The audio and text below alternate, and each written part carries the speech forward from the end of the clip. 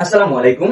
Sabbir solve একাডেমির পক্ষ থেকে তোমাদের সকলকে স্বাগতম। তো ভাইয়া দেখো, দ্বিতীয় টপিকটি হলো কি সেট প্রকাশের পদ্ধতি।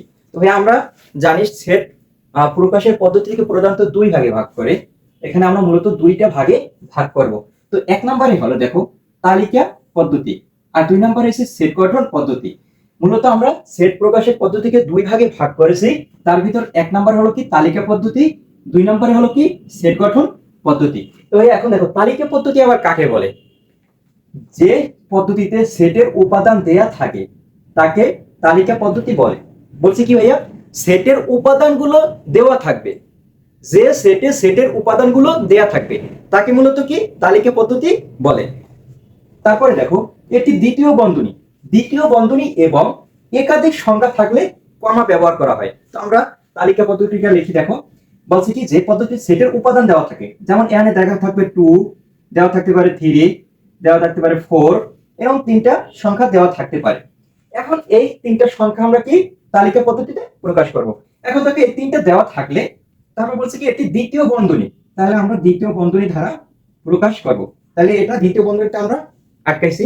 এখন দেখো পরে বলছে কি একাধিক সংখ্যা থাকলে কমা ব্যবহার করব। এখন এখানে কি একটা সংখ্যার বেশি আছে না একাধিক আছে না, আমরা কি কমা ব্যবহার করব। তো ভাইয়া এটা আমরা যেমন এসে, তো আমরা এখান থেকে দেখতে পারি যে পদ্ধতিতে সেটের উপাদান দেয়া থাকে তাকে তালিকা পদ্ধতিতে বলে। এই সেটের এই উপাদানগুলো দেওয়া থাকবে, এই উপাদানগুলো কি দেওয়া থাকবে। এটি দ্বিতীয় বন্ধনী এবং একের অধিক মানে একাধিক সংখ্যা থাকলে কি কমা, ভিতরে কমা ব্যবহার করবো। আশা করি ভাইয়া তালিকা পদ্ধতি থেকে তোমার আর কোনো সমস্যা নেই। তারপর যদি সমস্যা থেকে কমেন্ট করবে। তো ভাইয়া দেখো পরবর্তী আছে কি সেট গঠন পদ্ধতি। এখন দেখো সেট গঠন পদ্ধতি লিখছি কি যে পদ্ধতিতে সেটের উপাদান দেয়া থাকে না। দেখো তালিকা পদ্ধতির বিপরীতটা, তালিকা পদ্ধতিকে সেটের উপাদান দেওয়া থাকবে, কিন্তু সেট গঠন পদ্ধতি কি সেটের উপাদান দেয়া থাকবে না, বিপরীত। তো দেখো যে পদ্ধতিতে সেটের উপাদান দেয়া থাকে না কিন্তু উপাদানের বর্ণনা দেওয়া থাকে, সেটের কোনো উপাদান দেওয়া থাকবে না কিন্তু উপাদানের বর্ণনাটা থাকবে, বাংলায় থাকবে, বর্ণনা থাকবে, তাকে সেট গঠন পদ্ধতি বলে। তাহলে বর্ণনাটা কেমন দেওয়া থাকতে পারে? দেখো যেমন এর কি সেট গঠন পদ্ধতি কি এক্স, এই চিহ্নটা মূলত আমরা সাজব্যাক বা জেন চিহ্ন নামে জানি, জেন চিহ্ন। তো আমি পরবর্তী টপিকে চিহ্ন সম্পর্কে বলবো।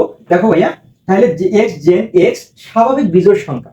আমরা জানি কি স্বাভাবিক সংখ্যা হলো কি 1 2 3 4 5 ডট ডট ডট 6 7 8 9 10। এখন দেখো বলছে কি এক্স জেন এক্স স্বাভাবিক বিজোড় সংখ্যা। এখন এখান থেকে স্বাভাবিক বিজোড় সংখ্যা কি, যেমন আছে 1 3 5 তারপর ডট ডট 7 9 ডট ডট এগুলো থাকবে। তাহলে ভাইয়া মূলত আমাদের কি এখানে তালিকা পদ্ধতিতে এই যে উপাদানগুলো আমরা বের করেছি এখান থেকে এই যে স্বাভাবিক সংখ্যা এটা দেওয়া থাকবে, কিন্তু সেট গঠন পদ্ধতিতে কোনো উপাদান মানটা দেওয়া থাকবে না, কিন্তু বর্ণনা দেওয়া থাকবে, আমাদের বর্ণনা থেকে বের করতে হবে। তবে আশা করি এই টপিক থেকে তোমাদের আর কোনো সমস্যা নেই।